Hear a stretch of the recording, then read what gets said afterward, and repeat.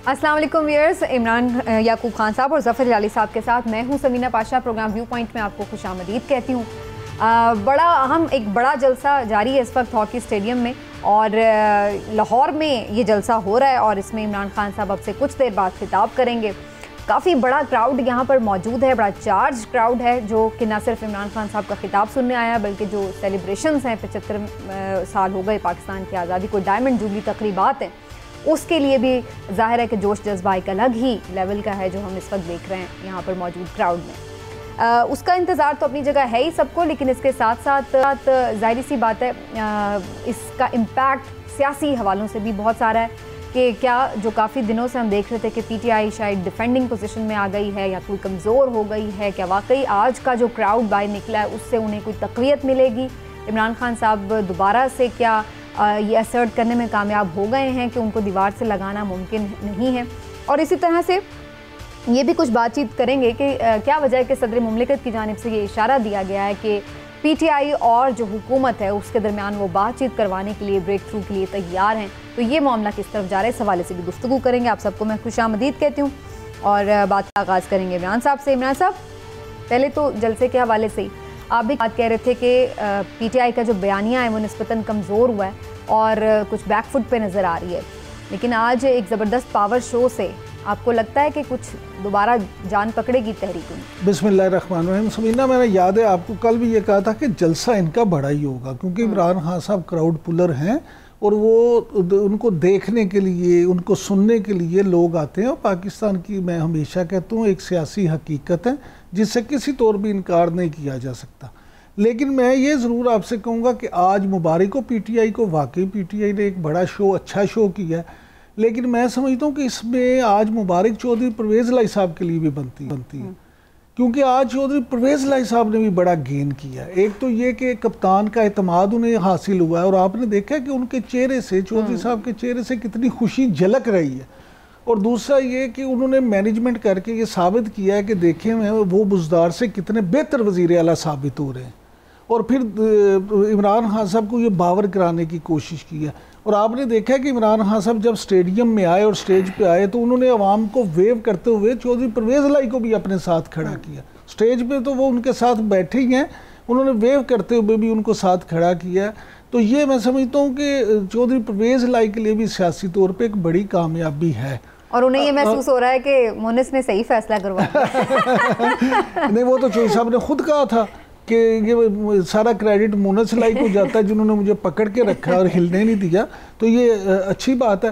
अब इमरान खान साहब की तरफ वापस आए तो इमरान खान साहब, मैं समझता हूँ कि आज इस जलसे की वजह से, इस क्राउड की वजह से इन्हें एक अच्छा जो है ना चार्ज क्राउड देख के हौसला मिलेगा। क्योंकि मैं ज़ाती तौर पे ये समझता हूँ कि आज इमरान खान साहब की जो तकरीर है वो खासी वो सोच समझ कर करेंगे क्योंकि एक तो उनके सर पे मैसेजेस होंगे उसमें काफी सारे। उसकी वजह कि एक तो उनके सर पे नाअहली की तलवार लटक रही है कि जी कहीं उन्हें नाअहल ना कर दिया जाए।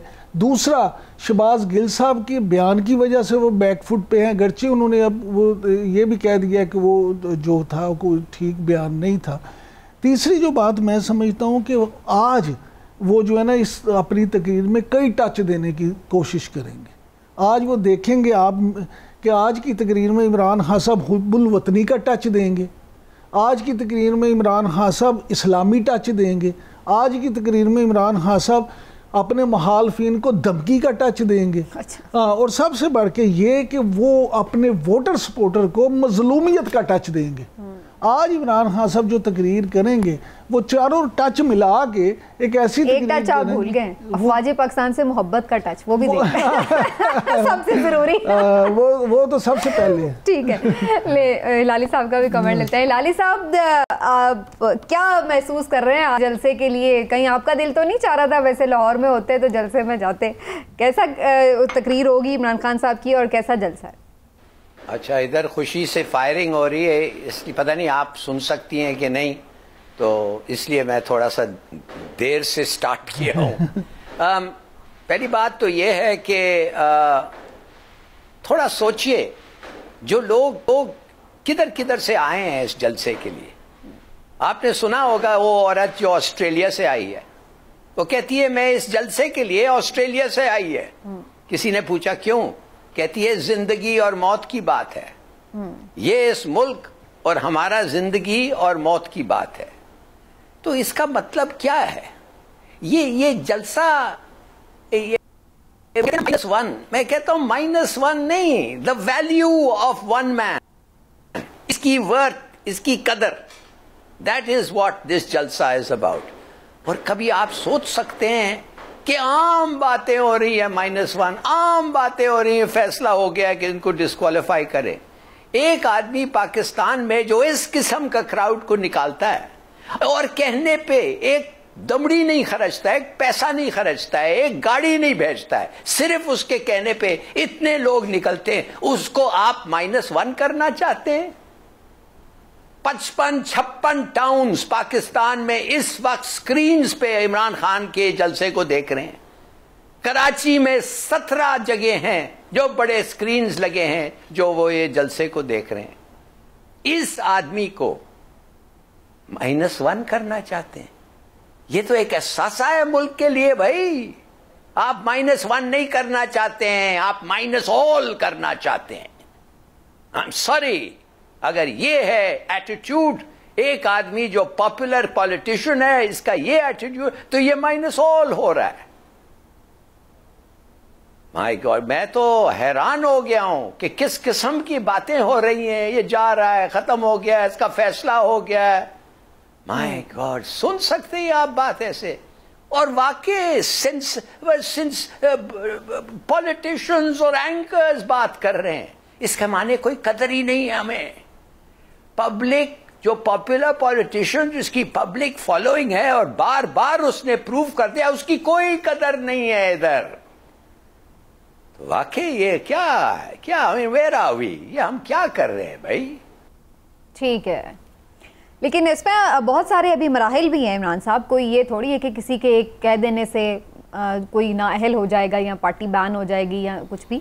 इसमें बहुत सारे मराहिल भी हैं, इतना आसान भी नहीं है। लेकिन आपको क्या लग रहा है, जो एक ऐसा लग रहा था कि कोई डेंट पड़ गया है पीटीआई की मकबूलियत में, इमरान खान साहब की मकबूलियत में, और जो एक फासला बल्कि एक मुखालिफत हो गई है कोई एस्टेब्लिशमेंट से इमरान खान साहब की, आपको लगता है वो चीज़ें सेटल हो जाएंगी? तो हो सकता है ये नाअहलियाँ, ये बैन वगैरह, ये सब चीज़ें ऑटोमेटिकली साइड पे हो जाएंगी?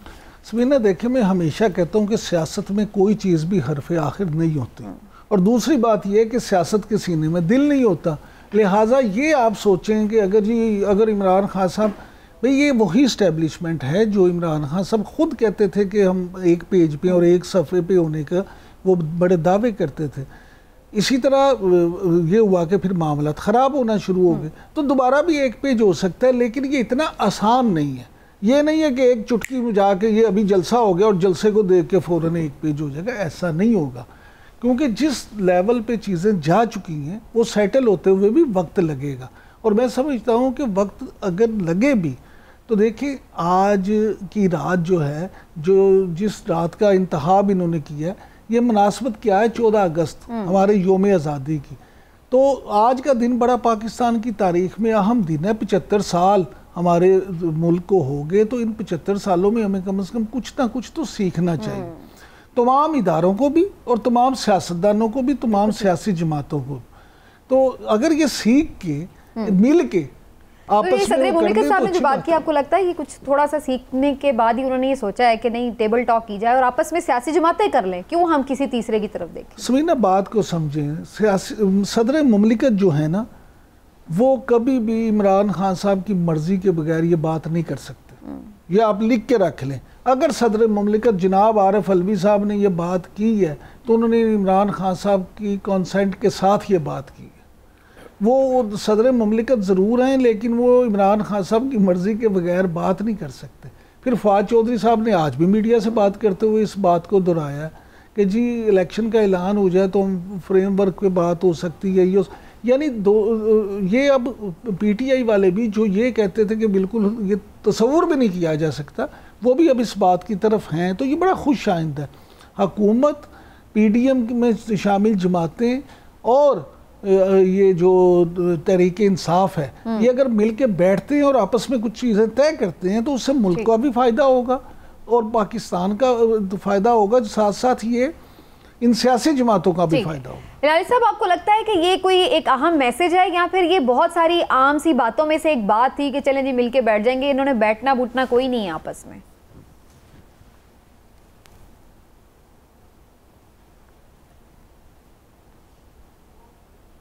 बिल्कुल सही कह रही हो समीना।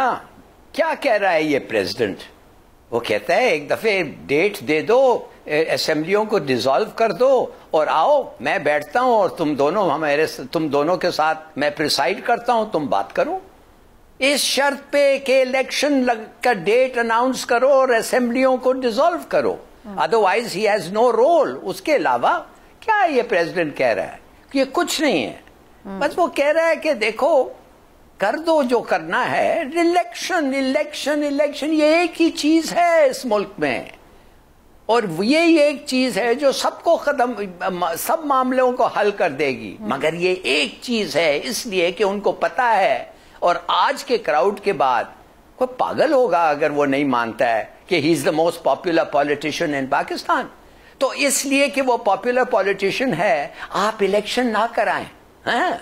इसलिए कि क्यों भाई, आपके पास है क्या? आपके जादू और बैग ऑफ ट्रिक्स में है क्या? आप समझते हैं ये IMF के पैसे मिल जाएंगे तो आप कुछ कर सकेंगे?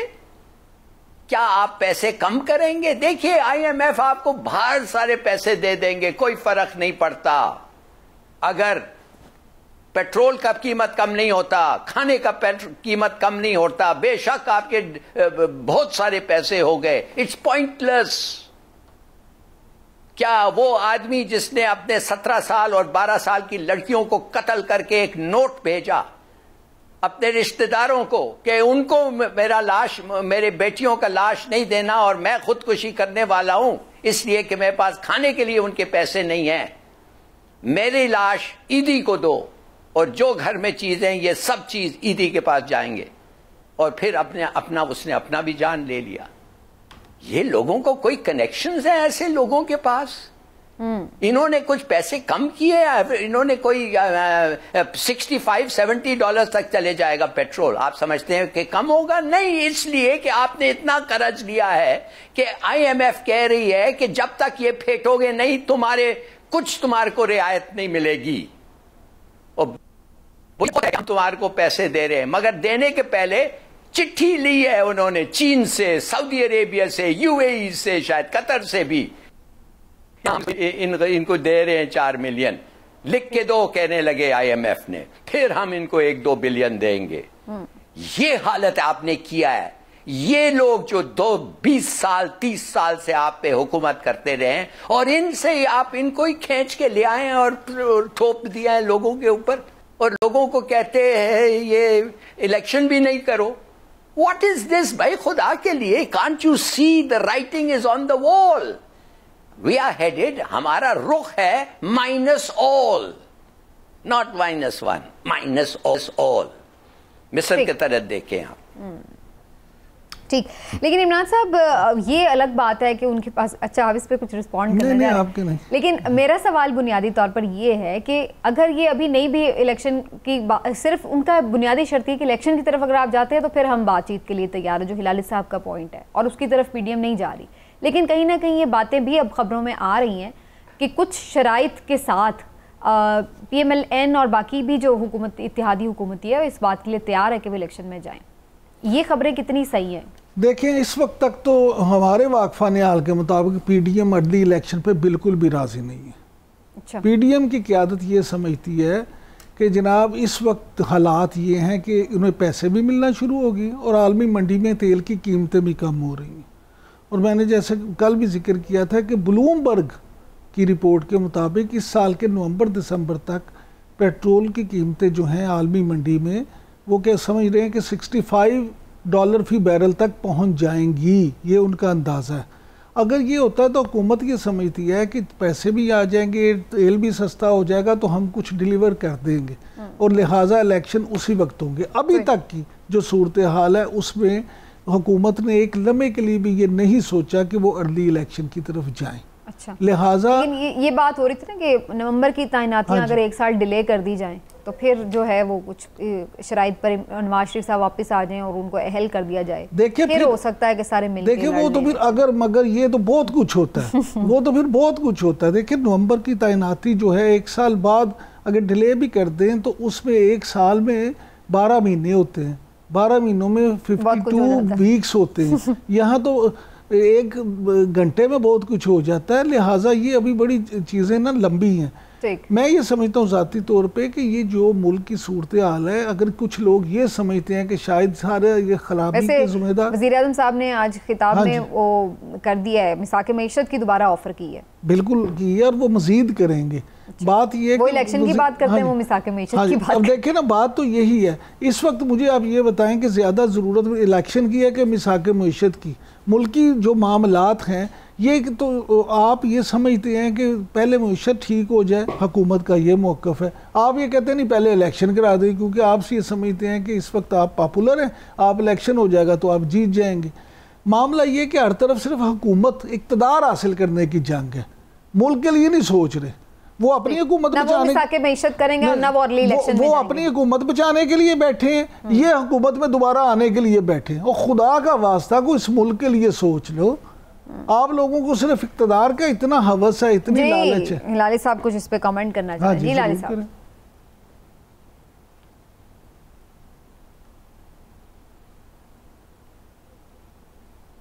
देखिए समीना, ये मोस्ट वांटेड लिस्ट इस वक्त पंजाब गवर्नमेंट का जो मोस्ट वांटेड लिस्ट है, उस लिस्ट के सरबराह राइट ऑन द टॉप है प्राइम मिनिस्टर ऑफ पाकिस्तान, उसके बाद है इंटीरियर मिनिस्टर ऑफ पाकिस्तान, उसके बाद है ex chief minister of Punjab. ये हैं मोस्ट वांटेड फेलन्स लिस्ट में, वो जो पुराने जमाने में शेरिफ के दफ्तर में जाके लोग लगाते थे। अच्छा, और फेडरेशन के लिस्ट पे टॉप ऑफ द लिस्ट है द लीडर ऑफ सबसे बड़ा पार्टी पाकिस्तान, नेमली इमरान खान, उसके अरेस्ट है। ये क्या हो रहा है इस मुल्क में भाई? ये 18 अमेंडमेंट जो आपने लाया है, ये है आपका कॉन्स्टिट्यूशन। एक प्रोविंस में प्राइम मिनिस्टर को वांटेड, दूसरे फेडरेशन में head of the government of the Punjab. ये क्या हो रहा है? लोग हंस रहे हैं, ये कहते हैं it's a non functional failed state. आप समझ रही हैं ना? तो जब आप जल्दी से इतनी तेजी से पास किया तो आपने बुनियाद रख दिया 4 मुल्कों का। और अब ये देख रहे हैं आप क्या हो रहा है। वो कह रहे हैं enemy territory, Punjab is enemy territory for the federation, और एंड वाइस वर्सा। सीधी सादी बात करते हैं, कहते हैं बदला लेंगे, तुम बनी गाला पहुंचो, हम जाती उमरा पहुंचेंगे। ये लोगों के हिलाली साहब बातचीत नहीं होनी चाहिए। खुदा के लिए एक इलेक्शन कराओ। हिलाली साहब, अभी चौधरी परवेज लाई साहब ने, वज़ीर आला पंजाब ने जो खिताब किया है, उसमें उन्होंने कहा है कि 25 मई के जो जिम्मेदारान हैं, 25 मई को जिन्होंने किया था, उनको सजा दिए बगैर वो चैन से नहीं बैठेंगे। यानी वो उनकी मकसद ये है सबसे पहला कि वो जो बात अभी आप कर रहे थे, आपकी बात ही सेकंड होती है कि फेडरेशन और पंजाब दोनों तरफ से कोई भी इस वक्त तैयार नहीं है थोड़ी सी भी लचक दिखाने के लिए, कोई नरमी दिखाने के लिए। तो हालात जो हैं ये मजीद खराबी की तरफ तो जा सकते हैं, लेकिन इनमें बेहतरी के लिए जरूरी है। ऐसा लग रहा है कि जैसे वो अवाम को बयानियां बेचने के लिए तो वो ये कह देते हैं कि जी मिसाक मईशत, और वो भी ये बात कर लेते हैं कि नहीं जी जमहूरियत की इस्तेहकाम के लिए स्टेबल गवर्नमेंट आए और इलेक्शन हो। लेकिन देखा जाए तो दोनों ही जो है इस वक्त पॉलिटिकल विक्टिमाइजेशन कर रहे हैं। उधर से वफाक भी जो है PMLN उनके लोगों को पकड़ रहे हैं, धक्कड़ रहे हैं और मुकदमे हो रहे हैं, और उधर से वो भी अब तैयार बैठे हैं। और परवेज़ लाई साहब ने तो बाकायदा इमरान साहब नाम लेकर कहा है कि राना सनाउल्लाह तुम जेल जाओगे, और वो बड़े उसमें उन्होंने अच्छा ये छोटे से किताबें बड़ी तरह की बातें। अच्छा ये चौधरी साहब एक सेकंड, हिलाली साहब सिर्फ एक मिनट। चौधरी परवेज लाई साहब ने जो बात की है, आप देखिए वो अपनी तबीयत के बरखिलाफ ये बात कर रहे हैं, लिखी हुई पढ़े। हाँ जी, असल में बात ये है कि वो इस वक्त सिर्फ और सिर्फ इमरान खान साहब को खुश करने की उसमें है कि मैं अपने कप्तान को खुश कर लूँ, जो इस जिनकी वजह से मैं वज़ीर आला बना हूँ, मैं उनकी पॉलिसी पूरी वो उनकी पॉलिसी लेके चल रहे हैं। और इमरान खान साहब आपको पता है कि इस तरह की एग्रेसिव टोन को पसंद करते हैं। ठीक है, अब आगे क्या होता है, किस तरह से होता है, वो अलग कहानी है। अच्छा। इस वक्त जी लाली साहब, जी सर। या अभी एक छोटा सा मैं आपको मिसाल देना पड़ता हूं। आपको पता है इमरान याकूब साहब के ARY को इन्होंने बंद कर दिया। अब ARY को जब आप बंद करते हैं, आपको ये भी पता होगा कि 4000 फैमिली जो हैं, माने 25,000 लोगों की आमदनी इस चैनल से आती है। तो 30,000 लोगों की जिंदगी, इसलिए कि आपकी कोई दुश्मनी है और ये लड़ाई हो गई है, इसको आप बंद कर देते तो आपको परवाह नहीं है कि वो 30,000 लोग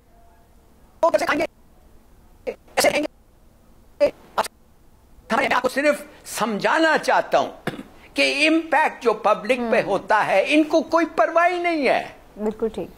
अच्छा, इसमें हिलाली साहब दो क्या बता सकता हूं, हिलाली साहब इस किस्म की राइवलरी है। हिलाली साहब दो चीजें बड़ी अहम है। क्या सर, दो चीजें बड़ी अहम है। पहली बात तो ये कि ARY क्या किसी भी न्यूज चैनल को बंद करना इस तरीके से कोई मुनासिब बात नहीं है। आपने अगर कोई शिकायत भी है तो आप ड्यू प्रोसेस करें और फिर करें। हम तो इस काम के खिलाफ हैं। दूसरी बात यह है कि चैनल्स को भी तो चाहिए ना कुछ जिम्मेदारी का काम लें।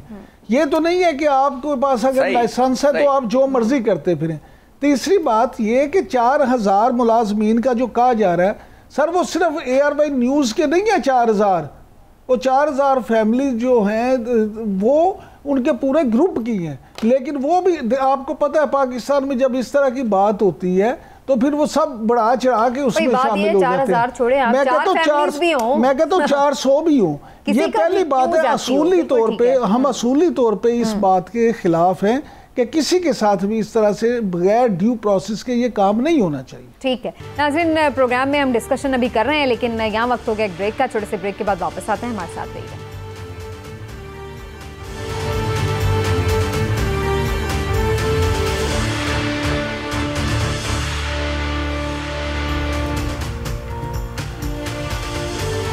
वेलकम बैक नाज़रीन, बड़ी इंटरेस्टिंग डिबेट हमारी चल रही थी, वहीं से बात का सिलसिला आगे बढ़ाते हैं। अभी जो अता तारड़ और राना मशहूद साहब के घरों पे छापे पड़े, ये तो ड्यू प्रोसेस के तहत ही हुए ना इमरान साहब, इसमें तो कोई ऐसी वो नहीं हुई कानून की खिलाफ वर्जी, ये PTI वालों का मौका।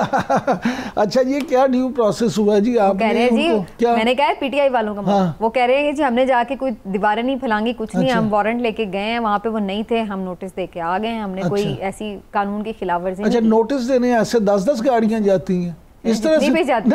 उन्होंने कौन सी जाके तोड़-फोड़ की? अब सुन तो लेना, बात ये नहीं है। बात ये है कि वही है कि दोनों तरफ है आग बराबर लगी हुई, कोई भी कमी करने को तैयार नहीं है।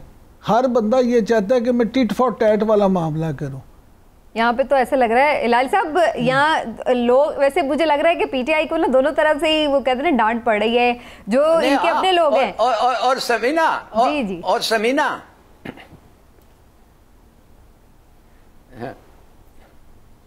और समीना, ये राना सनाउल्लाह साहब जो मक्का में हैं, उन्होंने फोन किया है IG को, IG इस्लामाबाद को, कि भाई रेड नहीं करना बनी गाला पे। इसके माने उन्होंने जाने के पहले इजाजत दे दी थी कि कर दो, पता नहीं क्या उनको चेंज ऑफ हार्ट आया, माइंड करके या कल फोन करके, अकॉर्डिंग टू रिपोर्ट्स उन्होंने कहा रेड नहीं करना। अच्छा, लेकिन सर उसमें तो वो ये बता रहे हैं कि IG पंजाब ने, सॉरी IG इस्लामाबाद ने ये कहा था कि भाई ड्राइवर की गिरफ्तारी के लिए, शहबाज गिल के ड्राइवर की गिरफ्तारी के लिए वहाँ शायद रेड करना चाहते थे, लेकिन वो फिर राना साहब ने कहा कि फिलहाल ऐसे ना करें, आप उनसे बातचीत के जरिए मसला हल करने की कोशिश करें। लेकिन थोड़ा सा आगे बढ़ते हैं, PMLN की सियासत की भी कुछ बात हो जाए। सब कुछ कर रही है PMLN, लेकिन इमरान साहब एक जो चीज़ हमें नज़र आ रही हुई कि मरीम नवाज साहिबा के बारे में खबर आ रही कि उनको मज़ीद कुछ जिम्मेदारियां जो हैं वो PMLN में तफवीज़ की जाएं। ये आपको क्या इसकी वजह नज़र आती है? मरीम नवाज को मज़ीद आगे फ्रंट फुट पर लाया जा रहा है। अच्छा, किस तरह के फ्रंट फुट पे? अभी वो बैक फुट पे अभी भी वैसे फ्रंट फुट पे उनकी एक ट्वीट पे तो देखे ना आप क्या से क्या हो जाता है। बात ये है कि मरियम नवाज साहबा की जो तबीयत है वो या जो उनका मिजाज है वो बैकफुट पे रह ही नहीं सकती जी। वो होंगी तो कभी कभी साइलेंट मोड पे आ जाती है। साइलेंट मोड तो फिर वो तो ज़रूरी होता है ना, लेकिन बैकफुट पे नहीं हो सकती। देखिए इसलिए वो मामला ये है कि मैं नहीं समझता कि उसमें कोई ऐसी चीज़ है कि जिसमें उनका रोल ना हो। वो अच्छा खासा रोल अदा कर रही हैं और इसी तरह से करती रहेंगी। हमारे जो बात है वो मीडिया मैन रही है, जितने पावर्स हैं लगता है उनके पास है, और वो फोन करती है लोगों को कि इसको अंदर इसको बाहर, तो वो कर क्या रहे हैं। और ये इतना ऑब्वियस हो गया है कि नवाज शरीफ ने फैसला कर लिया है कि भाई पावर जो है मेरे साथ रहेगा और उसके बाद मेरी बेटी के पास जाएगा, ये शाहबाज और हमजा के पास नहीं जाएगा। तो ये आई मीन उधर भी एक डिस्प्यूट और एक किस्म की सलन किस्म की लड़ाई चल रही है, क्वाइट लड़ाई चल रही है। तो ये है पाकिस्तान जो हम समझते हैं इधर से निकल के जमहूरियत का रास्ता खुलेगा और प्रोग्रेसिव पाकिस्तान और इकोनॉमी हमारी ठीक होगी। इस किस्म के जब दरार है सोसाइटी में और पार्टीज में और पॉलिटिक्स में, तोशा खाने का आप बात सुन लें। अभी मरियम नवाज को तो सुना है, तो नवाज शरीफ साहब ने BMW दिया था तोशे खाने से 20 साल पहले।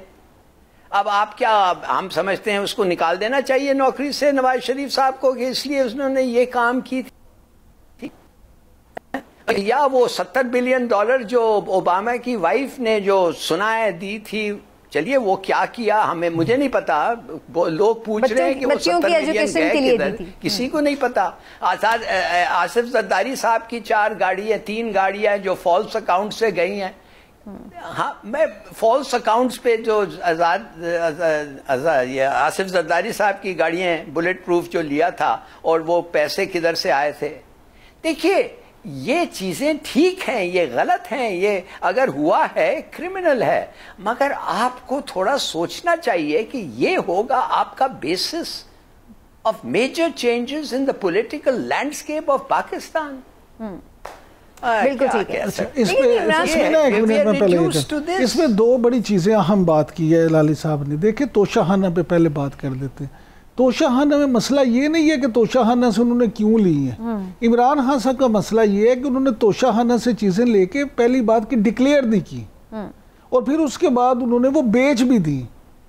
तीसरी बात ये है जो अब मरियम नवाज की इन्होंने बात की या नवाज, देखिए ऐसी कोई बात नहीं है हमारी इतलात के मुताबिक कि जी मियां नवाज शरीफ ने यह फैसला कर दिया कि जी अब शहबाज और हमजा बाहर होंगे और मरियम नवाज को सारी पावर दे दी जाएगी। अब भी पावर मियां शहबाज शरीफ के होते हुए भी पावर सारी मियां नवाज शरीफ के पास ही है। देखिए वो कौन सी अहम मीटिंग होती है, कौन सा अहम फैसला होता है जो मियां नवाज शरीफ की मर्जी के बगैर होता है। तो लिहाजा ये बात देखे कितने सालों से चल रही है कि जी वो नून निकलेगी, शीन निकलेगी, मीम निकलेगी, ये असल कुछ नहीं है। ये उनके महालफीन की तरफ से एक प्रोपेगेंडा ज़रूर किया जाता है।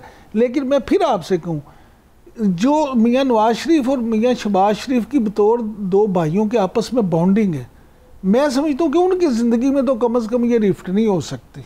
बाकी उसके बाद औलाद में क्या हो या क्या ना हो वो बाद की बात है। फिलहाल मैं तो आपको ये बता दूं कि आप तो ये भी कहते थे कि चौधरी शुजात और चौधरी परवेज इलाही भी अलग अलग नहीं हो सकते। हाँ जी, मैं के बिल्कुल कहता था, लेकिन ये देखिए ये भी तो हो गया ना। नहीं बिल्कुल, तो मैं तो फिर ये भी तो मैं ही कहता हूँ कि सियासत में कोई चीज हरफ़े आखिर नहीं होती। मैं फिर कोई एक बात कहना, नहीं सुने अभी तक जब वो हो गया, जब वो हो गया था तो हमने ही सबसे पहले बताया था कि ये हो रहा है, याद है आपको, इसी प्रोग्राम में। अब मामला ये है कि जब वहां होगा तो हम भी कह देंगे, मैं तो भाई मैंने क्या कहा कि अभी तक ठीक है। चलिए थोड़ा सा आम आदमी की भी मुश्किलात की बात कर लेते हैं, प्रोग्राम में थोड़ा सा ही वक्त रह गया। लेकिन IMF का ये कहा जा रहा है कि जो प्रोग्राम है उसकी किस्त मिल सकती है इस महीने के आखिर तक, और इसके साथ साथ अब ये भी खबर आ रही है कि सऊदीया से भी इमरान साहब कुछ रिलीफ मिल सकता है पाकिस्तान को, उधार तेल की भी मद में, और उसके साथ साथ जो पैसे रखवाए हुए हैं रिजर्व्स में उनको भी थोड़ा सा देर और मुद्दत बढ़ाई जा सकती है। पहले मैं हिलाली साहब का इस पर कमेंट ले लूँ।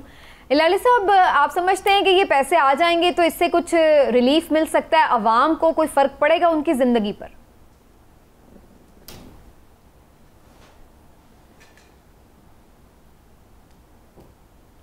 इंशाअल्लाह फ़र्क पड़ेगा।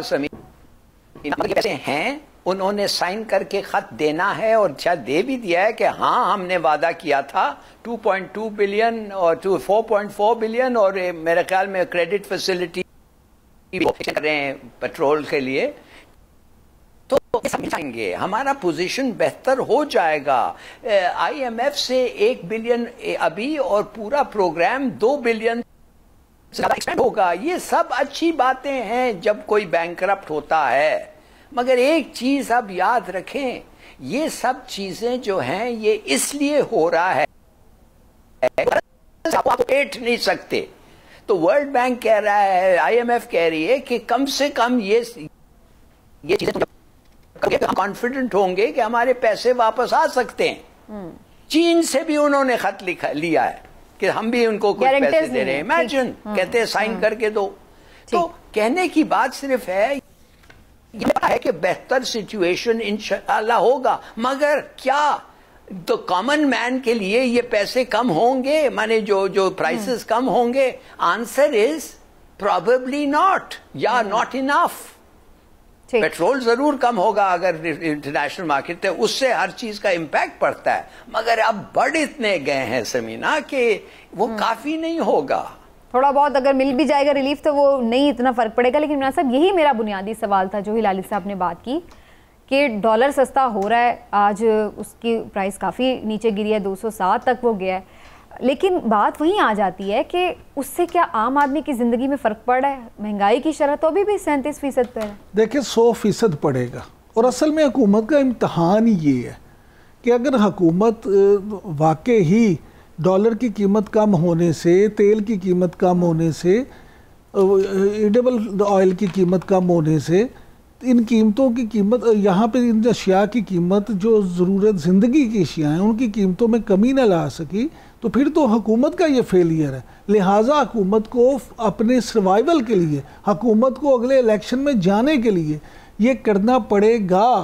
क्या करेंगे? मतलब बिजली कम, प्राइस कम कर देंगे? बिजली की प्राइस भी कम करनी पड़ेगी, और दूसरी बात ये कि चीज़ों को वापस देखें, गाड़ियों की कीमतें बढ़ गई हैं। कौन सी चीज़ है जो पाकिस्तान में जिसकी कीमतें कई गुना नहीं बढ़ी? तो ये अल्टीमेटली अगर चीज़ें बेहतर होंगी तो वापस हम बड़े हो गए हैं, लेकिन हमने कभी चीज़ें इस तरह कम होते नहीं देखी, हमेशा बढ़ते ही देखी हैं। ज़्यादा ज़्यादा क्या होगा, अगर 50 कोई चीज़ बढ़ी है तो वो 45 पे कर देंगे, लेकिन अगर वो पहले 25 पे मिल रही थी तो वो 25 पे तो नहीं आने वाली या 20 पे तो नहीं आने वाली, वो ज़्यादा ज़्यादा ये होगा 50 नहीं तो 45 पे मिल जाएगी, उसी पे हम खुश हो जाएंगे। अच्छा समीना, नहीं बात ये नहीं है, देखें बात ये है कि इस पे यही तो हुकूमत का और काम क्या होता है। मुझे आप ये बात बताएं कि अगर डॉलर 180 से 240 पे चला गया, एक मिसाल है, तो आपने उसी प्रोपोर्शन से कीमतें बढ़ाई। अब अगर डॉलर वापस 180 या 90 पे आ जाता है तो आप उसी प्रोपोर्शन से कीमतें कम नहीं करा सकते, तो ये जिम्मेदारी किसकी है? ये हुकूमत की जिम्मेदारी है ना। लोग तो फिर इन्हें मजीद इनके खिलाफ होंगे, लिहाजा इनको ये करना पड़ेगा। लेकिन हिलाली साहब, ऐसा हुकूमत कर सकेगी? क्योंकि जब आप IMF के साथ मुआहदे में ये कह रहे हैं कि आपने तो हर महीने जो लेवी की मद में है वो पैसे बढ़ाते चले जाना है, तो अगर पेट्रोल आलमी मंडी में सस्ता हो भी जाएगा तो इसका मतलब है जो लेवी की मद में पैसे बढ़ेंगे तो वो तो फिर बात वहीं रहेगी ना, कीमत तो फिर तकरीबन वहीं पे ही रुकी रहेगी। वो कैसे उसका रिलीफ अवाम को मिलेगा? क्योंकि आगे IMF को पैसे भी तो वापस करने, उनसे पैसे ऐसे तो नहीं मिल रहे। बिल्कुल एग्जैक्टली यही तो मैंने शुरू में कहा था कि हमारे पे ज्यादा असर नहीं होगा, इसलिए हम इतने कर्ज में डूबे हुए हैं कि जो लोग कह रहे हैं और थक गए हैं कर्ज के पैसे के ठहरने के लिए, और IMF तो उनके कॉन्स्टिट्यूशन के तहत वो ठहर नहीं सकता। आपको फिर वो डिफॉल्ट में डिक्लेयर करेगा और आप बैंकरप्ट हो जाएंगे, जैसे श्रीलंका को उन्होंने कहा we can't wait any longer. अब इसलिए कि आपने कुछ हरकतें किए हैं इंटरनेशनली, जो अमेरिका से खुश किया आपने, इस वक्त वो आपको कुछ मिल रहा है, नहीं तो यू आर बेसिकली बैंकरप्ट, आप डिफॉल्ट में हो गए हैं। बिल्कुल ठीक। तो क्या मैं आपको, और उसमें आर्मी चीफ का भी एक मेन किरदार रहा है वैसे, इसलिए वो कहते हैं हुकूमत से ज्यादा उसमें आर्मी चीफ का ही किरदार देखता है। और क्या, ठीक है, चलिए हिलाली साहब, वक्त खत्म हो गया, फिर इस पर हमारी जो डिबेट है ज़ाहिर चलती रहेगी। नाज़रीन, आज के प्रोग्राम का वक्त खत्म हो, इंशाल्लाह फिर आपसे मिलेंगे। अपना ख्याल रखिए, अल्लाह।